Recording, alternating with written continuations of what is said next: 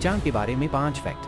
पहला, चांद का आकार। चांद का व्यास लगभग 3474 किलोमीटर है, जो पृथ्वी के व्यास का करीब सवा हिस्सा है। दूसरा, पृथ्वी के निकटतम खगोलीय पिंड। चांद पृथ्वी के सबसे निकट स्थित खगोलीय पिंड है। इसका औसत दूरी पृथ्वी से लगभग 3,84,400 किलोमीटर है।